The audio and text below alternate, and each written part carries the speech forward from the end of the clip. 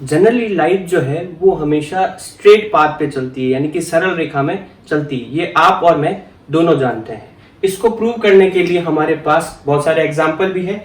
जैसे ये मुड़ा हुआ पाइप है और इसके सामने अगर हम एक मोमबत्ती रख दें तो इस मोमबत्ती की रोशनी पाइप के दूसरे सिरे तक नहीं पहुंच पाएगी और हम इसको पाइप के थ्रू नहीं देख पाएंगे, क्योंकि लाइट जो है वो स्ट्रेट चलती है और ये मुड़ा हुआ पाइप यहाँ पर उस स्ट्रेट पाथ को ब्लॉक कर लेगा और वो वहां तक नहीं पहुंच पाएगी, इसलिए हमें दिखाई नहीं देगी।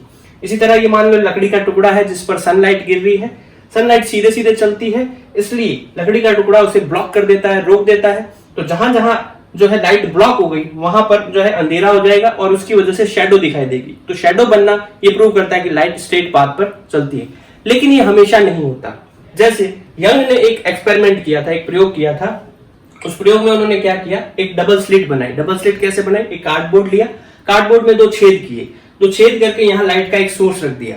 ठीक है, तो लाइट अगर स्ट्रेट चलती तो क्या होता कि ये छेद के थ्रू पास होते हुए यहां से निकलते हुए पर्दे पर अगर वो गिरती तो हमें यहाँ पर छेद की सीध में जो है 2 ब्राइट स्पॉट दिखाई देते, यानी कि 2 चमकीले जो है स्पॉट दिखाई देते और बाकी सब जगह पर अंधेरा शैडो होता। लेकिन हम क्या ऑब्जर्व करते हैं कि इस पर्दे पर बहुत सारे ब्राइट स्पॉट हैं और बीच बीच में हर एक ब्राइट स्पॉट के बीच में 2 ब्राइट स्पॉट के बीच में डार्क रीजन बन रहा है, यानी कि अंधेरा हो रहा है। ठीक है, ये जो पैटर्न बनता है इसको बोलते हैं इंटरफेरेंस पैटर्न, यानी कि व्यतिकरण प्रतिरूप। और ये लाइट में इंटरफेरेंस की वजह से हो रहा है और ये इंटरफेरेंस केवल वेव में हो सकता है। तो क्या होता है इंटरफेरेंस, आइए देखते हैं। तो अब हम समझते हैं इंटरफेरेंस क्या होता है। तो इंटरफेरेंस को समझने से पहले हम समझते हैं वेव्स क्या होती है। वेव्स का एक थोड़ा सा आइडिया कर लेते हैं। तो देखो, रस्सी का एक सिरा हम क्या करें, दीवार से बांध दें और दूसरी तरफ हम उसको पकड़कर जब उसमें झटका दें तो उसमें इस तरह की जो शेप बनती है वही क्या होती है, वेव होती है। टेक्निकल लैंग्वेज में अगर हम कहें तो मीडियम के पार्टिकल जब ऑसिलेशन करते हुए यानी कि दोलन करते हुए एनर्जी को आगे ले जाते हैं तो उसको हम वेव कहते हैं। हम यहाँ पर क्या कर रहे हैं, रस्सी के एक हिस्से को पकड़ रहे हैं और उसको ऊपर नीचे कर रहे हैं। ऊपर नीचे करने का मतलब हम उसमें ऑसिलेशन करा रहे हैं, दोलन करा रहे हैं। तो जब वो दोलन करेगा तो उससे जुड़े हुए बाकी पार्टिकल भी क्या करने लग जाएंगे, दोलन करने लग जाएंगे और इस तरह से वो एनर्जी को आगे लेके जाएंगे। ठीक है, तो ऑसिलेशन के थ्रू जब एनर्जी आगे बढ़ती है तो उसे हम वेव कहते हैं। तो यहाँ पर भी एक वेव बन रही है। यहाँ जब ये वेव बनती है तो वेव का ये जो सिरा ऊपर की तरफ जाता है, रस्सी का ये सिरा जो ऊपर की तरफ जाता है, ये ऐसी शेप बनती है, इसको हम बोलते हैं क्रेस्ट यानी कि श्रृंग।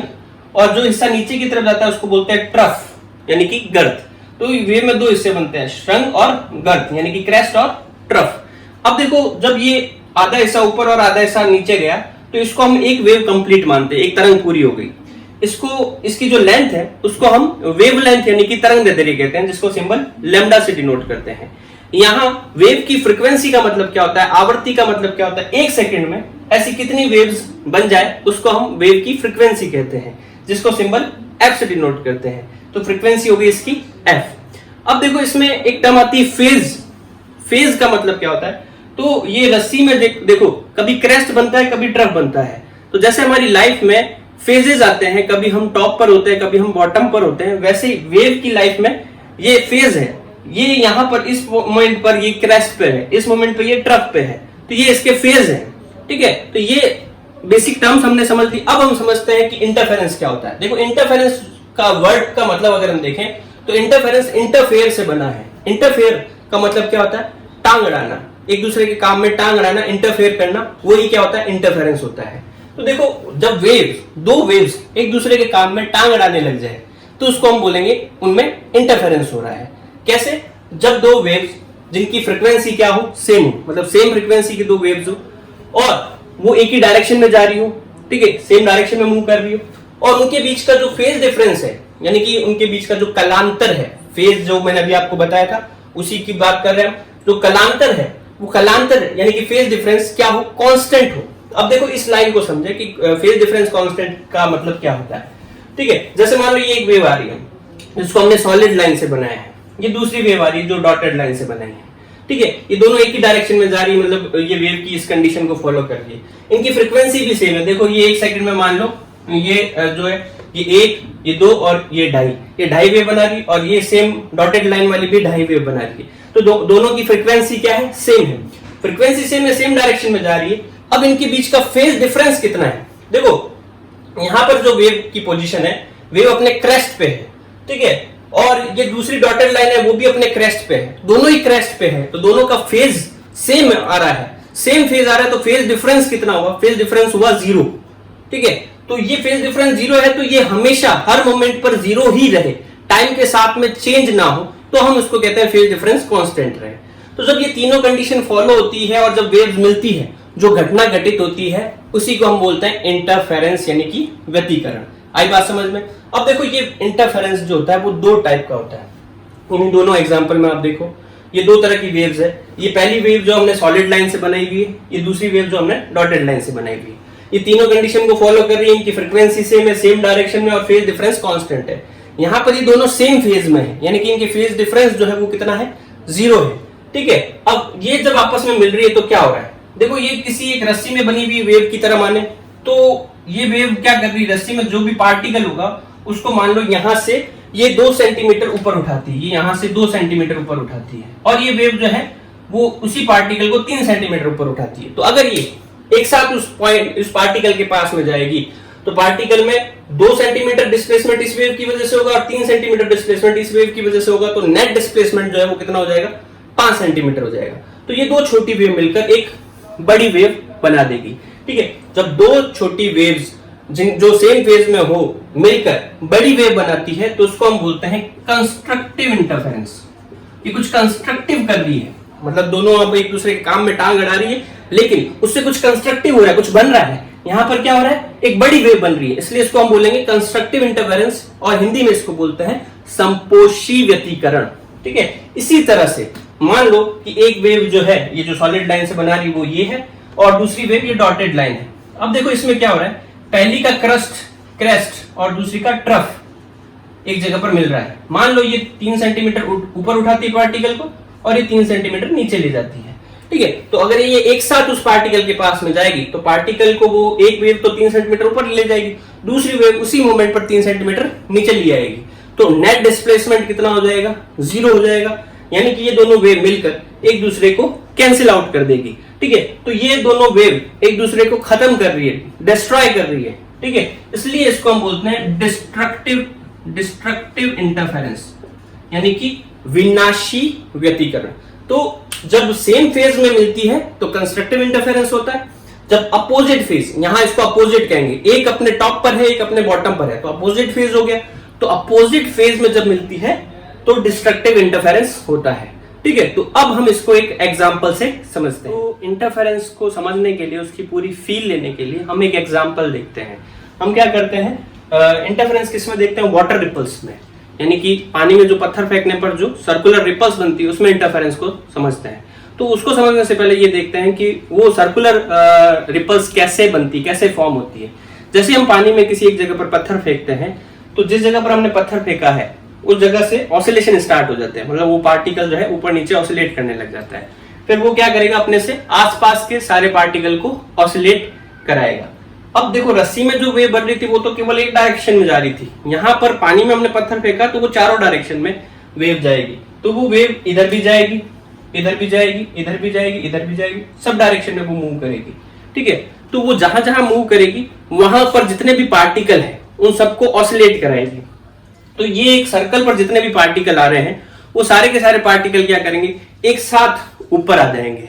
ठीक है, मतलब एक साथ अपने क्रेस्ट पे आ जाएंगे, एक साथ अपने शंख पर आ जाएंगे। ठीक है, तो वो एक सरफेस बनाएंगे, सर्कुलर सरफेस बनाएंगे। इस सर्कुलर सरफेस को हम बोलते हैं wave front. Wave front Hindi में इसको बोलते हैं तरंगाग्र। तो वेव फ्रंट को डिफाइन करना हो तो क्या होगा? एक ऐसी सरफेस जिस पर जो ऑसिलेट करने वाले सारे पार्टिकल सेम फेज में है, मतलब दोलन करने वाले सभी कण जब समान कला में हो, तो ऐसी सतह को हम तरंगाग्र कहते हैं। तो ये देखो इस सर्कल पर जितने भी पॉइंट है वो सारे के सारे अपने क्रेस्ट पे आ गए। इससे थोड़ा सा आगे की तरफ जाए तो पार्टिकल जो है वो नीचे की तरफ वाइब्रेट कर रहे होंगे। ये ऊपर उठे हैं तो इसके अगले जो पार्टिकल होंगे वो नीचे की तरफ होंगे। ठीक है, तो वो क्या बना रहे हैं? यहाँ पर वो ट्रफ बना रहे हैं। तो ये ट्रफ, सारे ट्रफ मिलकर क्या कर रहे हैं? ये एक वेव फ्रंट बना रहे हैं। तो इस तरह से इसमें वेव फ्रंट बन जाता है और वो धीरे धीरे आकार अपना बड़ा करता रहता है। तो वो क्रम से बनता है, पहले क्रेस्ट, फिर ट्रफ, फिर क्रेस्ट, फिर ट्रफ, फिर क्रेस्ट, फिर ट्रफ। इस तरह से वाटर रिपल्स फॉर्म होती है। इसको आप इस एनिमेशन में देख सकते हैं। वाटर रिपल्स में इंटरफेरेंस को शो करने के लिए हमने यहाँ पर दो तरह की रिपल्स को ड्रॉ किया, दोनों को अलग अलग कलर से शो किया, एक को ब्लू कलर से शो किया और एक को रेड कलर से शो किया। ठीक है, यहाँ पर जो है हमने सॉलिड और डॉटेड लाइन बनाई है। सॉलिड लाइन जो है वो वेव्स के क्रेस्ट को बता रही है और डॉटेड लाइन वेव्स के ट्रफ को शो कर रही है। ये अल्टरनेटिवली फॉर्म होगी, यानी एकांतर क्रम में बनेगी। अब इनमें इंटरफेरेंस को शो करने के लिए हम इन दोनों रिपल्स को एक दूसरे के पास लाते हैं। जैसे हम इनको एक दूसरे के पास लाते हैं, हम यहाँ पर कुछ पॉइंट ऐसे ऑब्जर्व करते हैं जहाँ दोनों वेव के ट्रफ क्रेस्ट मिल रहे हैं। ठीक है, इन पॉइंट्स पर क्या होगा, वेव दोनों सेम फेज में मिलेगी, जिससे कंस्ट्रक्टिव इंटरफेरेंस होगा और एक बड़ी वेव बन जाएगी। इनको हम यहाँ पर ब्लू पॉइंट्स से शो कर रहे हैं। यहाँ पर ये जो ब्लू पॉइंट्स बना रहे हैं, यहाँ पर जो है कंस्ट्रक्टिव इंटरफेरेंस हो रहा है। ठीक है, जहाँ पर हमें बड़ी वेव्स मिलेगी। तो ये जो लाइन है, इस लाइन के अलॉन्ग हमें बड़ी वेव मिलेगी। इसी तरह से आप देखें कि कुछ पॉइंट ऐसे भी है जहाँ पर पहली वेव का क्रेस्ट दूसरी वेव के ट्रफ से मिल रहा है। इसी तरह से पहली वेव का ट्रफ दूसरी वेव के क्रेस्ट से मिल रहा है, यानी कि वेव्स अपोजिट फेज में मिल रही है। अपोजिट वेव फेज में मिलने वाली वेव्स जो है वो डिस्ट्रक्टिव इंटरफेरेंस शो करेगी, जिसकी वजह से वहाँ से वेव गायब हो जाएगी। यहाँ पर हमें वो रेड पॉइंट से शो हो रहे हैं, यहाँ पर वेव गायब हो चुकी होगी। ठीक है, इसी तरह से आप देखो कुछ पॉइंट्स और होंगे जहाँ पर हमें कंस्ट्रक्टिव इंटरफेरेंस मिलेगा, कुछ पॉइंट्स और होंगे जहाँ पर हमें डिस्ट्रक्टिव इंटरफेरेंस मिलेगा। हमें एकांतर क्रम में अल्टरनेटिव फॉर्म में जो है कंस्ट्रक्टिव और डिस्ट्रक्टिव इंटरफेरेंस मिलेगा। तो कहीं से वेव गायब हो चुकी होगी और कहीं वेव बड़ी हो चुकी होगी। अब कॉन्सेप्ट को और क्लियर करने के लिए हम एक एक्सपेरिमेंट देखते हैं जो वेरिटेशियम चैनल के डेरेक मूलर ने किया। ये काफ़ी अच्छा चैनल है, जो फिजिक्स के स्टूडेंट है वो इस चैनल को जाकर देख सकते हैं। उन्होंने देखो क्या एक्सपेरिमेंट किया, एक बॉल से पानी में वाटर रिपल्स जनरेट की जो कि सर्कुलर शेप की है। ये हमारे लिए कोई नई बात नहीं है, लेकिन साथ में उन्होंने एक और वेव जनरेट की। तो इन दोनों रिपल्स में इंटरफेरेंस हुआ और इंटरफेरेंस होने पर आप देखो कितना खूबसूरत सा पैटर्न बन रहा है। यहाँ पर आप देखो अल्टरनेटिवली, यानी कि एकांतर क्रम में आप देख पा रहे होंगे कि वेव मिलकर कंस्ट्रक्टिव इंटरफेरेंस शो कर रही है और कुछ वेव्स जो है डिस्ट्रक्टिव इंटरफेरेंस शो करके गायब हो चुकी है। ठीक है, तो ये जो है ऐसा ही सेम पैटर्न लाइट में भी होता है और इसी वजह से हमें डबल स्लिट एक्सपेरिमेंट में जो है वो ब्राइट और डार्क स्पॉट दिखाई देते हैं। तो अब तक हमने ये सीख लिया, ये जान लिया, ये फील ले लिया कि लाइट में इंटरफेरेंस कैसे होता है। ठीक है, अब हम ये जानने की कोशिश करते हैं कि अगर हमारे पास दो इंडिपेंडेंट सोर्स हो, दो अलग अलग सोर्स हो। तक तो हमने क्या किया, एक ही सोर्स का लाइट लिया और उसमें उसको जो है दो होल्स पे गिराया, दो स्लिट्स पे गिराया। ठीक है, मतलब एक ही सोर्स से दो सोर्स बनाकर हमने इंटरफेरेंस कराया। अगर हमारे पास दो अलग अलग सोर्स हो, मान लो हमारे पास दो बल्ब है, दो बल्ब को एक दूसरे के पास में रख दो और दीवार पर उसका पैटर्न देखने की कोशिश करो, तो आपको इंटरफेरेंस पैटर्न दिखाई नहीं देगा। ठीक है, तो वो इंटरफेरेंस पैटर्न क्यों नहीं दिखाई दे रहा है, आइए उसको समझने की कोशिश करते हैं।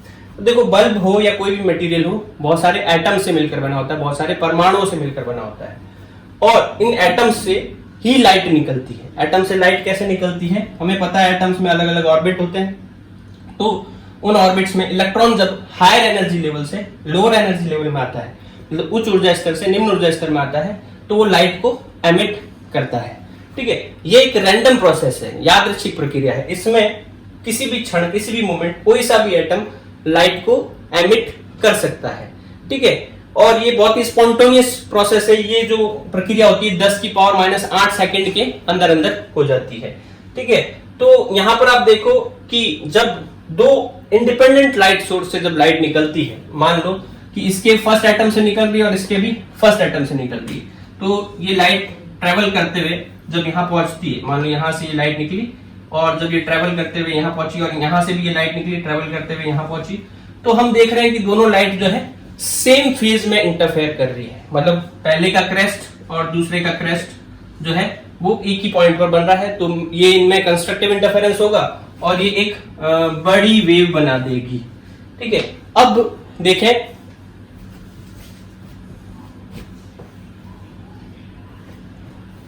अब अगले ही मोमेंट पर क्या हो रहा है कि यहां पर जो है फर्स्ट एटम से मान लो लाइट निकल रही है और यहां इसके लास्ट एटम से निकल रही लाइट। तो मान लो लास्ट एटम से निकल रही है, तो यहां से जब लाइट निकल रही है ये इस तरह से लाइट निकल रही है, और ये फर्स्ट एटम से निकल रही है ये इस तरह से निकल रही है। अब देखो क्या हो रहा है, पहले का क्रेस्ट और दूसरे का ट्रफ जो है आपस में मिल रहा है, ठीक है। तो ये अब अपोजिट फेज में होगी। अभी थोड़ी देर पहले जो है वो आपस में इनका जो फेज डिफरेंस था वो 0 था, सेम फेज में थी। अब अगले मोमेंट पर फेज डिफरेंस जो है वो कितना हो गया, अपोजिट फेज डिफरेंस हो गया। तो फेज डिफरेंस यहाँ पर कांस्टेंट नहीं रहा, और फेज डिफरेंस जब कांस्टेंट नहीं रहता तो एक मोमेंट पर ये कंस्ट्रक्टिव शो करेगी और दूसरे मोमेंट पर जो है डिस्ट्रक्टिव इंटरफेरेंस शो करेगी, और ये बहुत फास्ट होगा प्रोसेस, इसलिए हमें यहाँ पर इंटरफेरेंस पैटर्न फिक्स रूप से दिखाई नहीं देगा। अब हम सिंपल सी कुछ डेफिनेशन देखते हैं। सिंपल डेफिनेशन क्या है, coherent sources and incoherent sources, यानी कि कला संबद्ध स्रोत और कला असंबद्ध स्रोत। देखो कोहेरेंट सोर्सेज क्या होते हैं, ऐसे सोर्सेज जिनसे निकलने वाली लाइट में जो है इंटरफेरेंस हो जाए, यानी कि व्यतिकरण हो जाए, उन्हें हम कोहेरेंट सोर्स कहेंगे। तो कोहेरेंट सोर्स होने की कंडीशन क्या होगी, देखो जो इंटरफेरेंस की कंडीशन होती है, इंटरफेरेंस की कंडीशन क्या होती है कि जो लाइट निकलती है उनकी फ्रीक्वेंसी क्या होनी चाहिए, सेम होनी चाहिए, और उनके बीच का जो फेज डिफरेंस है वो क्या होना चाहिए, कांस्टेंट होना चाहिए। तो अगर ऐसे दो लाइट सोर्स में हो रहा है, उनकी फ्रीक्वेंसी सेम है और फेज डिफरेंस उनका कांस्टेंट आ रहा है, तो वो कोहेरेंट सोर्स कहलाएंगे। इनके एग्जांपल क्या हो गए, जैसे यंग डबल स्लिट एक्सपेरिमेंट। तो ये डबल स्लिट क्या हो गया, डबल स्लिट से जो दो सोर्स बन रहे हैं वो कोहेरेंट सोर्स हो जाएंगे, ठीक है। जैसे मान लो एक सोर्स लाइट का था, उससे हमने जो है लाइट निकाली, लाइट कैसे निकल रही, वाटर रिपल्स की तरह। सर ये स्पेरिकल वेव फ्रंट आ रहा है, ये जब इन होल्स पे गिरता है तो ये एक वेव फ्रंट दो वेव फ्रंट में डिवाइड हो जाता है, ठीक है। तो एक ही सोर्स से जब हम दो सोर्स बना लेते हैं तो वो हमेशा कोहेरेंट रहेंगे, क्योंकि देखो यहाँ पर जो भी लाइट निकलेगी वो एक ही एटम से निकलकर दो पार्ट्स में डिवाइड होगी, इसलिए इनके बीच का जो फेज डिफरेंस है हमेशा कांस्टेंट रहेगा, ठीक है। तो इसलिए इनमें इंटरफेरेंस हो जाएगा। तो यहाँ ये हमने वेव फ्रंट को दो पार्ट में डिवाइड कर दिया और इंटरफेरेंस करा दिया। इसी तरह से मान लो एक ट्रांसपेरेंट स्लैब है हमारे पास, मतलब पारदर्शी पट्टी का है, उस पर हम किसी एक सोर्स से लाइट गिराते हैं तो उसके एक पोर्शन से लाइट रिफ्लेक्ट होगी, एक पोर्शन रिफ्रैक्ट यानी कि अपवर्तित होगी और एक परावर्तित होगी। फिर अंदर वाली सतह पर भी ऐसा ही होगा, रिफ्लेक्ट और रिफ्रैक्ट, फिर यहाँ पर भी रिफ्लेक्ट और रिफ्रैक्ट। तो ये जो दो लाइट बनी वो रिफ्लेक्शन और रिफ्रैक्शन की वजह से एक ही सोर्स से दो सोर्स की लाइट बन गई। तो जब भी हम लाइट को एक सोर्स से दो सोर्स में डिवाइड कर लेते हैं, एक ही सोर्स से दो सोर्स बना लेते हैं, तो वो होते हैं कोहेरेंट सोर्सेज, ठीक है। तो वो या तो हम वेव फ्रंट को तोड़कर दो सोर्सेज बनाते हैं, या रिफ्रैक्शन या रिफ्लेक्शन के थ्रू हम दो सोर्सेज बनाते हैं और फिर उनमें इंटरफेरेंस कराते हैं। इनकोहेरेंट सोर्सेज या नॉन कोहेरेंट सोर्सेज वो हो जाएंगे जिनकी फ्रीक्वेंसी सेम नहीं होती दो लाइट सोर्स में और फेज डिफरेंस कांस्टेंट नहीं होता। तो कोई भी दो इंडिपेंडेंट लाइट सोर्स, दो बल्ब हो गए, दो कैंडल हो गए, एक बल्ब एक कैंडल, दो इंडिपेंडेंट लाइट सोर्स है, वो नॉन कोहेरेंट सोर्स या इनकोहेरेंट सोर्स कहलाते हैं। हम जो है मैथमेटिकल कंडीशंस देखते हैं दो वेव में कंस्ट्रक्टिव और डिस्ट्रक्टिव इंटरफेरेंस होने के लिए, ठीक है। तो यहाँ पर हम एक एग्जांपल लेते हैं, हमारे पास एक सोर्स S1 और दूसरा सोर्स है S2, ठीक है। और ये सोर्स S1 जो है ये एक वेव बना रहा है जो सॉलिड लाइन से दिखाई भी है, सोर्स S2 जो वेव बना रहा है उसको हमने डॉटेड लाइन से दिखाया है। हम यहाँ डायग्राम में देख सकते हैं कि दोनों वेव सेम फेज में मिल रही है, सेम फेज में मतलब क्रेस्ट क्रेस्ट और ट्रफ ट्रफ मिल रहे हैं इनके, ठीक है। तो यहाँ पर ये सेम फेज में कब मिल रही है, ये दोनों सोर्स S1 और S2 एक दूसरे से कितनी डिस्टेंस पर है। अब देखो मैंने आपको बताया था कि ये वेव जो आधा ऊपर और आधा नीचे इतनी डिस्टेंस कवर करे इसको हम बोलते हैं लैम्डा। तो दोनों के बीच में डिस्टेंस जो है वो कितनी है, लैम्डा है। तो जब दो सोर्स के बीच की डिस्टेंस लैम्डा रखी तो वो क्या कर रही है, सेम फेज में मिल रही है, यानी कि उनमें कंस्ट्रक्टिव इंटरफेरेंस होता है, ठीक है। तो ये जो दोनों के बीच की डिस्टेंस है वो इनके पाथ के डिफरेंस को शो कर रही है। देखो ये जितना भी पाथ कवर कर रही है यहाँ से यहाँ तक जाने में, ये भी जितना पाथ कवर कर रही है, उन दोनों के बीच का जो डिफरेंस है वो डिफरेंस ये होगा, और ये डिफरेंस किसके बराबर में होगा, लैम्डा के बराबर में होगा। यानी कि जब पाथ डिफरेंस को हम डेल्टा एक्स से शो कर दें तो वो पाथ डिफरेंस जब लैम्डा आ रहा है तब यहाँ पर ये क्या हो रहा है, कंस्ट्रक्टिव इंटरफेरेंस हो रहा है। अब मान लो कि ये सोर्स थोड़ा और दूर लेके जाए, कितना दूर लेके जाए, मान लो हम एक लैम्डा और पीछे ले जाए इसको यहां से, तो ये लैम्डा और लैम्डा कितना हो गया पाथ डिफरेंस, 2 लैम्डा का पाथ डिफरेंस हो गया। तो 2 लैम्डा होगा तब भी यहाँ पर आप देखो कि इस पैटर्न में कोई बदलाव नहीं होगा, यानी कि अगेन यहाँ पर कंस्ट्रक्टिव इंटरफेरेंस होगा। अगर हम इसको और पीछे लेके जाएं, लेमडा डिस्टेंस और पीछे लेके जाए इस सोर्स को, ठीक है। तो यहां पर हम देख सकते हैं कि ये डिफरेंस जो है वो कितना हो जाएगा, 3 लेमडा का डिफरेंस हो जाएगा। यानी कि पाथ डिफरेंस जब भी लेमडा, 2 लेमडा, 3 लेमडा, ठीक है, या हम जनरल टर्म कहते हैं एन लेमडा के बराबर में होता है, तो उनमें कंस्ट्रक्टिव इंटरफेरेंस होता है, ठीक है। Path difference equals to n lambda. N यहां पर क्या इंटीजर है जिसकी वैल्यू 0, 1, 2, 3 कुछ भी हो सकती है, ठीक है। ऐसा हो तब कौन सा इंटरफेरेंस होगा, कंस्ट्रक्टिव इंटरफेरेंस। ये कंस्ट्रक्टिव इंटरफेरेंस की कंडीशन हो गई। वही आप देखो दूसरा एग्जांपल, यहां पर आपको दिख रही है एक सॉलिड वेव और एक डॉटेड वेव, ठीक है। Solid wave source S1 create कर रहा है और डॉटेड वाली वेव जो है सोर्स S2 क्रिएट कर रहा है। अब आप देखो कि इसमें जो है आपको दिख रहा है कि ये अपोजिट फेज में मिल रही है, एक का क्रेस्ट दूसरे के ट्रफ से मिल रहा है, ठीक है। यानी कि इसमें डिस्ट्रक्टिव इंटरफेरेंस हो रहा है। अब देखो कि दोनों जो सोर्सेज है उनके बीच की डिस्टेंस कितनी है, दोनों सोर्स के बीच की डिस्टेंस देखो, ये हमने कहा कि ये पूरी वेव होती है, आधी ऊपर और आधी नीचे मिलकर ये पूरी वेव होती है, तो ये आधी वेव ही हुई, यानी कि इनके बीच का जो डिफरेंस है वो λ/2 हुआ। तो हमने कहा कि जब दो वेव्स जितना पाथ कवर करती है उनके बीच का डिफरेंस अगर λ/2 हो तो उसमें डिस्ट्रक्टिव इंटरफेरेंस होना चाहिए। तो पाथ डिफरेंस जो है वो λ/2 हुआ तो डिस्ट्रक्टिव इंटरफेरेंस हुआ। अब देखो आप इसको एक लैम्डा और पीछे लेके जाए, एक लैम्डा पीछे और लेके जाए सोर्स को, मतलब एक वेव और बना दें यहाँ पर, तो ये जो डिफरेंस है इनके बीच का वो कितना हो जाएगा, λ/2 और लैम्डा कितना हो जाएगा, 3 λ/2, ठीक है। तो 3 λ/2 में भी कंडीशन में कोई चेंज नहीं आना। अब मान लो अगर हम इसको और पीछे लेके जाए तो एक लैम्डा और इसमें ऐड हो जाएगा, तो यहां पर अब ये कितना हो गया, 5 λ/2, ठीक है। तो ओवरऑल λ/2 का जब भी यहां पर ऑड मल्टीपल होगा तो क्या होगा, डिस्ट्रक्टिव इंटरफेरेंस होगा, ठीक है। यहां पर n की वैल्यू हुई 1, 2, 3, 4 से लेकर इनफाइनाइट तक है, ठीक है। तो ये जो है कंस्ट्रक्टिव और डिस्ट्रक्टिव इंटरफेरेंस की कंडीशन होती है। तो अब हम यंग डबल स्लिट एक्सपेरिमेंट यानी कि यंग द्विरेखा छिद्र प्रयोग में जो स्क्रीन पर जो है फ्रिंजेस बनती है, स्क्रीन पर जो पैटर्न दिखाई देता है, ब्राइट और डार्क स्पॉट दिखाई देते हैं जिन्हें हम फ्रिंजेस कहते हैं, वो फ्रिंजेस की पोजीशन क्या होगी और उनकी विड्थ क्या होगी उसका फॉर्मूला निकालते हैं, ठीक है। तो एक बार हम इसको जो है मैथमेटिकली समझने की कोशिश करते हैं कि यहाँ पर फ्रिंजे कैसे बनेगी। एक बार तो हमने वाटर रिपल का एग्जांपल लेकर समझ लिया कि फ्रिंजेस कैसे बनेगी या ब्राइट या डार्क स्पॉट कैसे बनेंगे।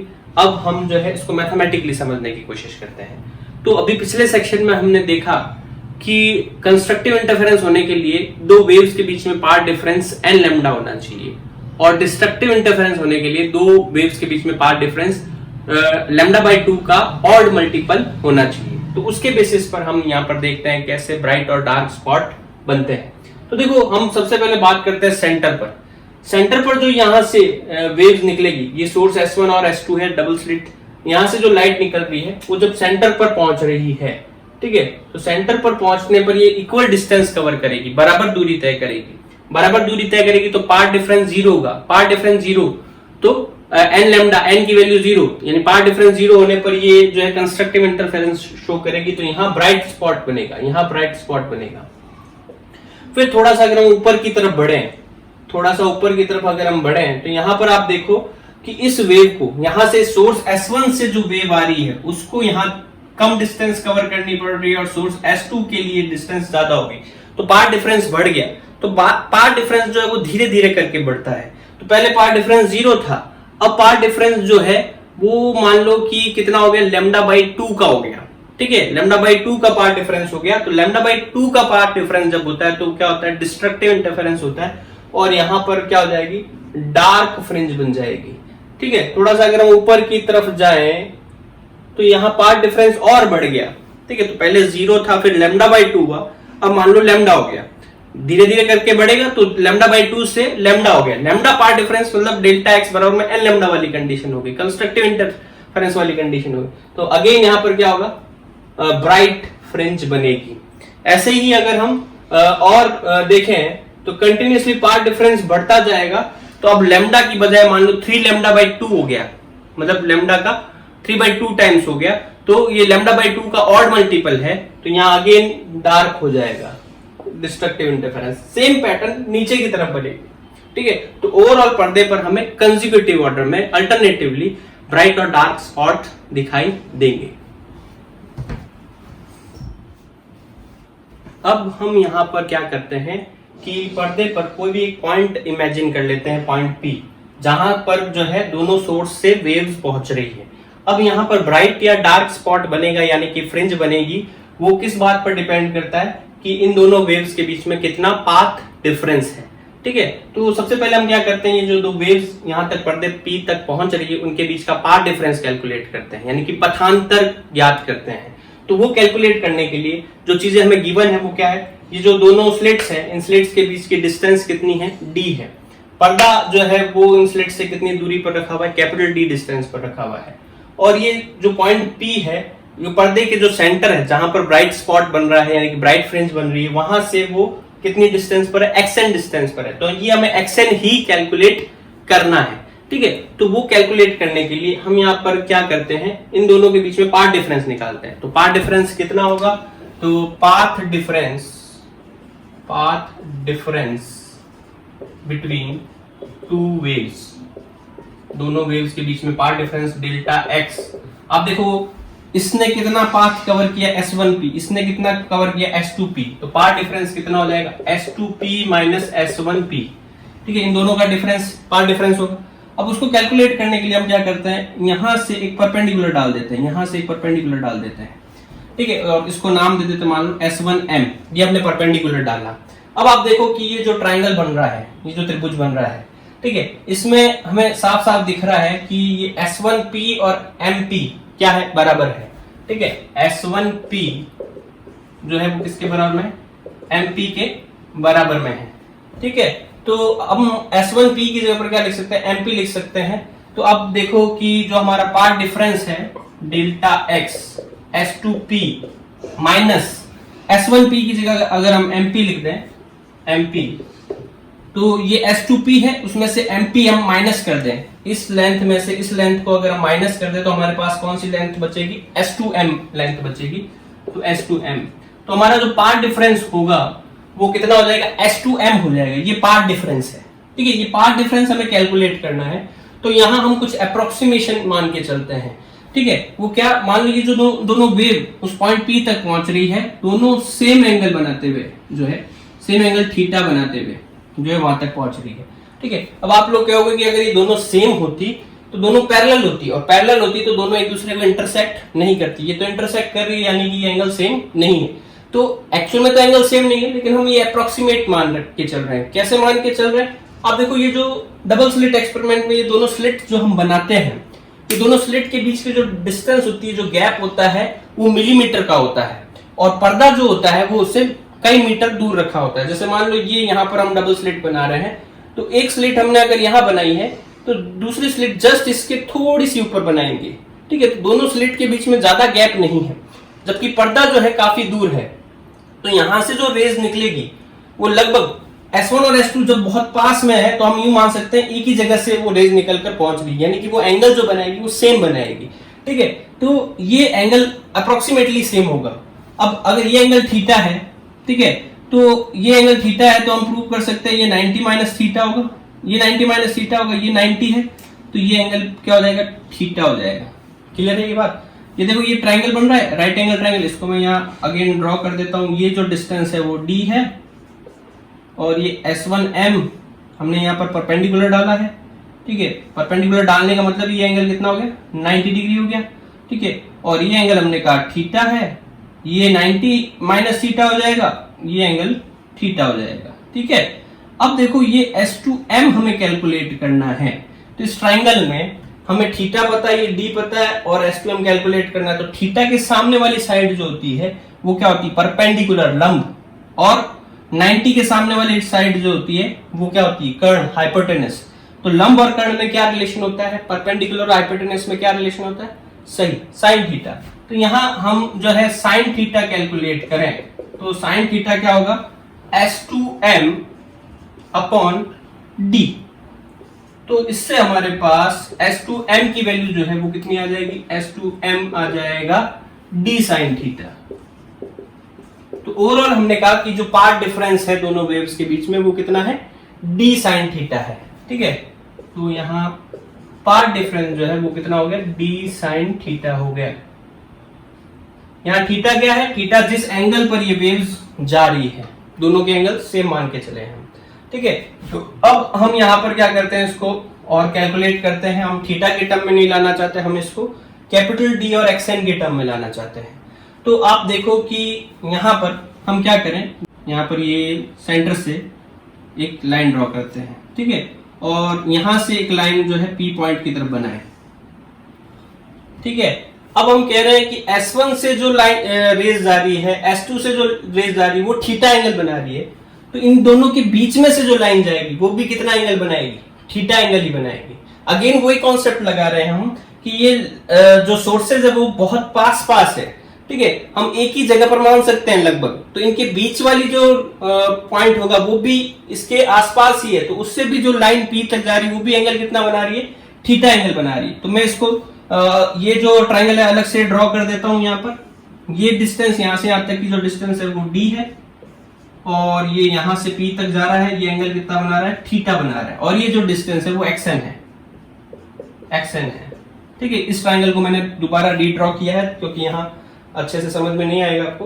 तो ये जो d, ये यहां पर आप देखो थीटा में निकालना है, तो थीटा कैसे निकालेंगे, ये एंगल के सामने वाली साइड जो है वो परपेंडिकुलर है और 90 के सामने वाली साइड हाइपोटेनस। ये लंब हो गया, ये कर्ण हो गया और ये आधार हो गया। ठीक है, अब हमें लंब और आधार यानी कि परपेंडिकुलर और हाइपोटेनस में रिलेशन पता है, क्या होता है, tan थीटा। ठीक है, तो इस ट्रायंगल में we know that tan theta जो है वो क्या हो जाएगा, xn अपॉन में d। ये हमने tan थीटा इस डायग्राम B से निकाला और ये sin थीटा हमने डायग्राम A से निकाला। ये चीज हमें ध्यान में होनी चाहिए। तो ये डायग्राम A से निकला है और ये डायग्राम B से निकला है। ठीक है, अब हमारे पास जो ये रिलेशन बना है, इसको इक्वेशन फर्स्ट देते हैं, इसको इक्वेशन सेकंड देते हैं।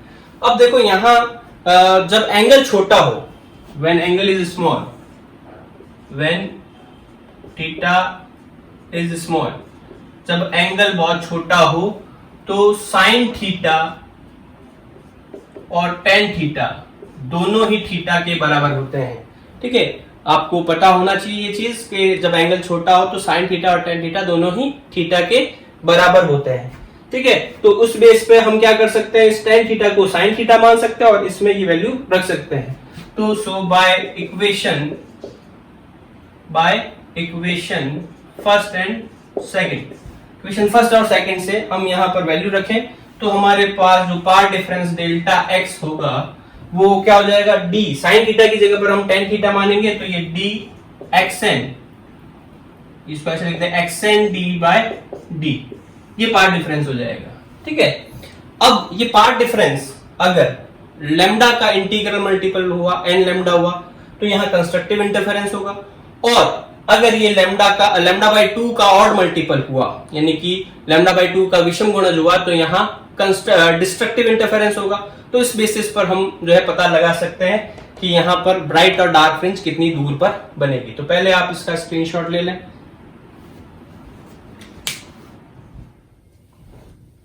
अब हम इसके दो केसेस देखते हैं कि पहले केस में हम देखेंगे पॉइंट P पर जो है वो ब्राइट फ्रिंज बन रही है या ब्राइट स्पॉट बन रहा है, और दूसरे केस में देखेंगे कि पॉइंट P पर जो है डार्क स्पॉट बन रहा है। तो उसके बेसिस पर हम इस xn की वैल्यू कैलकुलेट कर लेंगे। ठीक है, तो हमने यहाँ पर डेल्टा x का यानी कि पार्ट डिफरेंस का फॉर्मूला निकाला xn d by d।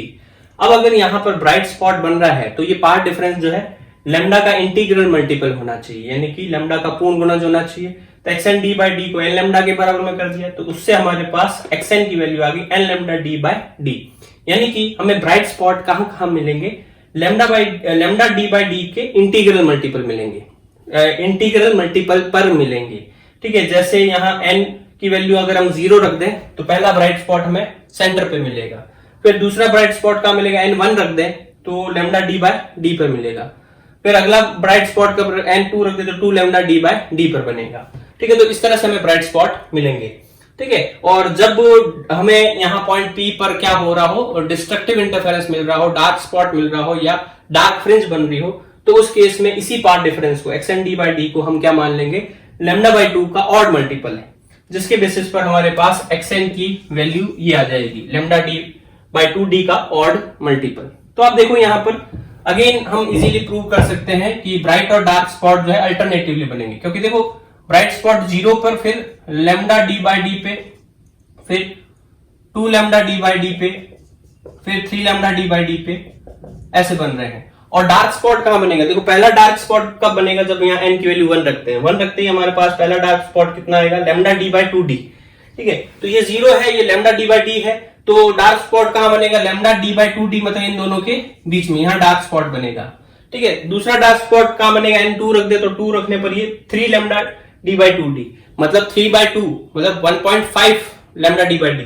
तो ये λd/d है, ये 2λd/d है, तो डार्क स्पॉट कहां बनेगा, इन दोनों के बीच में। सिमिलर वे में हम आगे भी प्रूव कर सकते हैं। तो ये हमारे पास आगे फ्रिंज की पोजीशंस।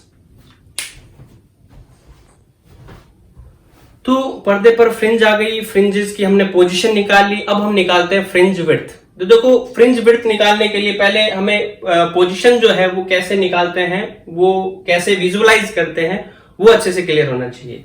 देखो ये पर्दे पर जो है फ्रिंजेस बन रही है, ये सेंटर है, सेंटर पर ब्राइट बन रही है, फिर डार्क, फिर ब्राइट, फिर डार्क, अल्टरनेटिवली बनती जा रही है।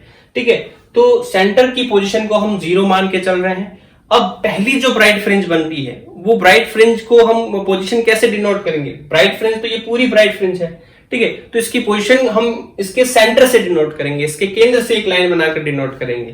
ठीक है, तो पहली ब्राइट फ्रिंज कहां बन रही है, λd/d। हमने फॉर्मूला निकाला था n λd/d, n की वैल्यू 1 रख देंगे तो पहली ब्राइट फ्रिंज। दूसरी ब्राइट फ्रिंज कहां बन रही है, 2λd/d। तीसरी कहां बनेगी, 3λd/d। इसी तरह से डार्क फ्रिंज जो है वो कहां बनेगी, डार्क फ्रिंज जो हमने बनाई हुई उसके सेंटर से मेजर करेंगे, तो सेंटर पर वो कितनी, कहां पर पहली डार्क फ्रिंज λd/2d, अगली 3λd/2d। ठीक है, तो यहां पर हम इस डायग्राम से क्लियरली देख पा रहे हैं कि अगर हमें ब्राइट फ्रिंज की विड्थ निकालनी तो एक ब्राइट फ्रिंज दो डार्क फ्रिंज के बीच में बनती है। ठीक है, और इसी तरह से डार्क फ्रिंज की विड्थ निकालनी है तो डार्क फ्रिंज दो ब्राइट फ्रिंज के बीच में बनती है। तो हम कह सकते हैं कि ब्राइट फ्रिंज की जो विड्थ है वो किसके बराबर होगी, दो क्रमागत, दो लगातार जो डार्क फ्रिंजेस बन रही है उनकी पोजीशन के बीच का अंतर है, उनकी स्थितियों के बीच का अंतर है। और ये अंतर हम कहां से मापेंगे, उनके फ्रिंजेस के सेंटर से मापेंगे। ये एक चीज हमें ध्यान में रखनी है।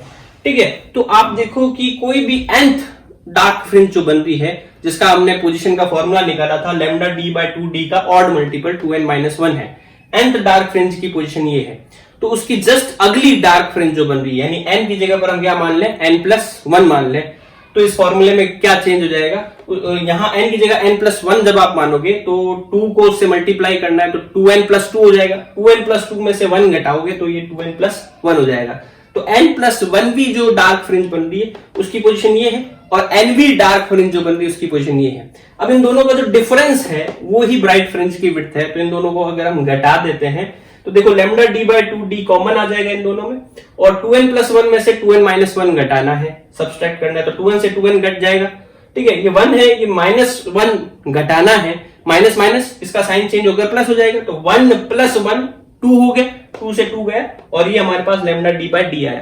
तो देखो ये फ्रिंज विड्थ का फॉर्मूला आया, हमने जनरल nth और n+1 भी फ्रिंजेस ली और उससे हमने फॉर्मूला निकाला, और इस फॉर्मूले में n नहीं आ रहा, जो ये शो कर रहा है जितनी भी ब्राइट फ्रिंजेस होगी सभी ब्राइट फ्रिंजेस की जो विड्थ है वो λd/d ही होगी, वो n पे डिपेंड नहीं करेगा।